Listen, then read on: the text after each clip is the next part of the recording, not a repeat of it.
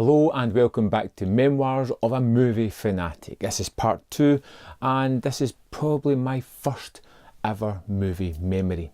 Now, it's hard to remember far back to these memories. I have flashes of things that may be truth, that may have been lies that have been built up over the years. You hear a story, you start to make false memories of those kind of things. But I remember way back when video first started coming out. I know it's like a nostalgic kickback now and everybody's clambering for videotapes, but back when they were kinda newish, we got VHS player, and this was mid 80s, I would say, and they were starting to become a little bit more prevalent. More people were getting them, and there was I stayed in a sort of row of houses. There was 4. We were at the end, and it was not the next door neighbour, but the next one down had 2 boys who were a little bit older than me, but I still used to hang about with them, and they gave that family gave a tape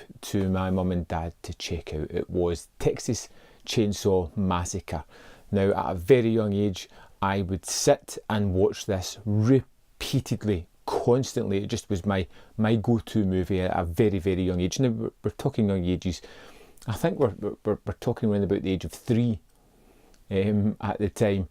This was well before parents had all these kind of things put upon them. They just did whatever the hell they wanted, you know.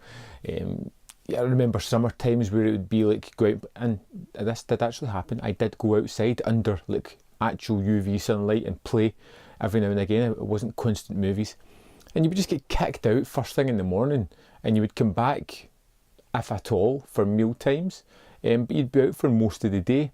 You'd be out doing ludicrous things like trekking for miles, doing things that kids just shouldn't do, because it was just a little bit more of a lax time, a little bit more room, I believe, to make mistakes. I'm getting on sidetracked here on parenting, but I believe nowadays we're kind of mollycoddling the kids and pampering them a little bit too much. Back in the day, you were allowed to go and make a huge mistake. You know, you would come back, have stood in a rusty nail and go get a tetanus shot, big gaping wound, and your parents would go, "Well, that'll teach you. You won't do that again." And you know what? They weren't wrong. I never did do that again. That was a horrible injury. One of many I got as a kid, but hey, it all kind of came to be the person I was going to be. But one of the things my parents did was complete ambivalence towards watching violent, gory horror movies. This was just roughly before the time of the video nasty. Nobody really cared, and I repeatedly watched Texas Chainsaw Massacre on a loop. In fact, I was told, I can't remember this part, but I was told that whenever it would get stopped, I would start howling and crying until I got to watch the end of it. And that's something that I can remember, sitting cross-legged in front of the tube TV as close as I possibly can, as Leatherface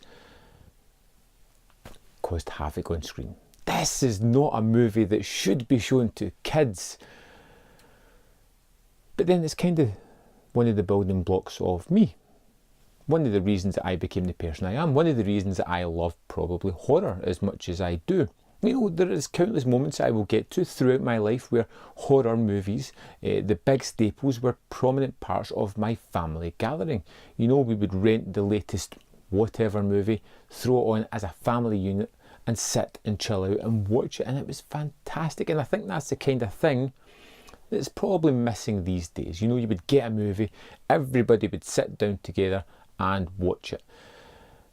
Nowadays, and it's going to be an old man moan here, there's too much options. Somebody doesn't like something, rather than sitting through it and watching it anyway, they get up, go away, watch an iPad, watch Netflix, watch blah blah blah. People don't invest time and effort into movies these days because there is so many of them. And back then, when there was a limited amount, even if I did have other movies I could have chose, Texas Chainsaw Massacre was the one movie that I kept going back to as a wayward 3-year-old. Before I even started school age, I could play a part in Texas Chainsaw, which is kind of worrying. But I kind of like that story. And that's just that's just the way it is. You know, VHSs were one of the big influences on my film watching life. You know, there was a couple of things that come later on, like cinema. Cinema wasn't an immediate trip. That comes later in the story. Initially, it was VHS and TV, you know, that kind of gave me everything I wanted. But all through the years, Texas Chainsaw Massacre has always been a great favourite of mine. And even today, it's one of those movies that holds up tremendously well. I generally just have a great affinity for that movie. I think it was lightning in a bottle. It was such a torrid filmmaking history behind it as the production got put together.